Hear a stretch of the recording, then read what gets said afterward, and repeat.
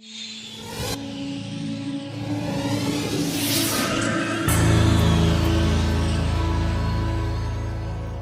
afternoon, everyone, and thank you for joining us for today's TEDxEastLegon virtual TEDx event. My name is Fola Olatunji David, and I'm delighted to be here. In thinking about the topic, the future we see, what comes to mind is what future do we see beyond these times? There's no doubt that we're living in very interesting times, and so the question begs, and which I'd like to challenge to everyone today. Can COVID-19 be good for Africa? Can COVID-19 be good for Africa? This disease that has shattered lives, disrupted markets, and exposed the competence and the incompetence of several governments across the world. Can it be good for Africa? Yes or no? What is certain is that it would lead to shifts in social, cultural, and economic patterns in ways that will become apparent long after the pandemic has left. Some experts say that the financial and economic crisis of 2008 will be dwarfed in comparison to what lies ahead in terms of the global economic crisis. And that's just the financial part. I'll leave the experts to talk about that. And so what else could be impacted? To answer this, let's go further back in time to the last truly global pandemic, the Spanish flu of 1918 to 1919. After all, our elders say it is not wrong to go back and see what we can learn from the past, or Sankofa, as my Ghanaian family would say. Africa was hit with the second wave of the pandemic, of the Spanish flu. So the first thing is we have to be very careful. I look at the news today and I see people jubilating that lockdown measures have been lifted. We have to be very careful so that we don't fall victim to the same thing twice. But back in 1918 to 1919, 5% of the populations of South Africa, Kenya, and Freetown in Sierra Leone were wiped out by this pandemic. In fact, South Africa was among the top 5 most affected countries in the world. About 2.5 million Africans, which was about 2% of the population at the time, died because of the Spanish flu. In comparison, Europe had just a little over 1%. In fact, the global death rate in sub-Saharan Africa was around the highest everywhere in the world. So what changed after? I'll tell you. Social distancing. As today, where we have to wear a mask and keep our social distance, the same applied in 1919. In fact, behavioral changes also followed, with people being restricted and curfews lasting long after the pandemic was over. Cultural changes also necessitated people's diets to change. And when we think about agriculture, places like my home country, Nigeria, the staple food moved from yam to cassava-based foods like gari because of the easily available cassava planting season and the fact that all year round you could plant it and it required less manpower. Across Africa, different variations of maize and beans started to sprout out, variations that could last longer because of extended periods of famine.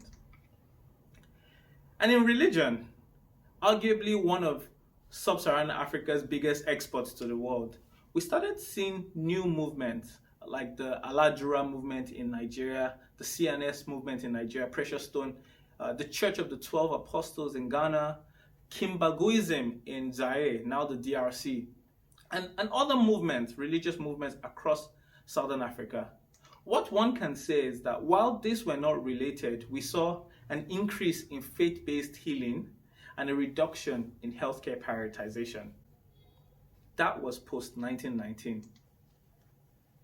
And so I'm going to ask again, post-2020, can COVID-19 be good for Africa? So what will COVID-19 change for Africa in 2020? New behaviors in technology adoption and in digital transactions. Businesses that had no online presence before now are forced to have online presence. Businesses that had not built trust with their customers are being forced to build trust so that their customers can transact digitally with them. And in the light of digital transformations, we are now seeing digital healthcare. In my line of work, I speak to hundreds, if not thousands, of startups every year. And some of the most captivating startups over the last couple of years have been in healthcare. Take, for example, Tambua. Tambua Health is a startup that takes the easily accessible mobile device that you and I have in our pockets, and they transform it into a powerful diagnostic tool. Please watch this video.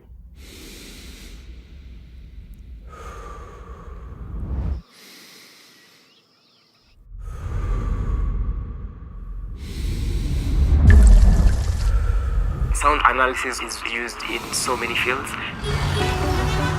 such as identification of music and the identification of the type of animal based on the sounds that they produce. Sound is critical to what we're doing because physiological sounds are very important in medicine, but the traditional stethoscope hasn't changed for close to 200 years. The doctor is limited by the human ear and they cannot hear specific frequencies. This method is very inaccurate and causes a lot of misdiagnosis.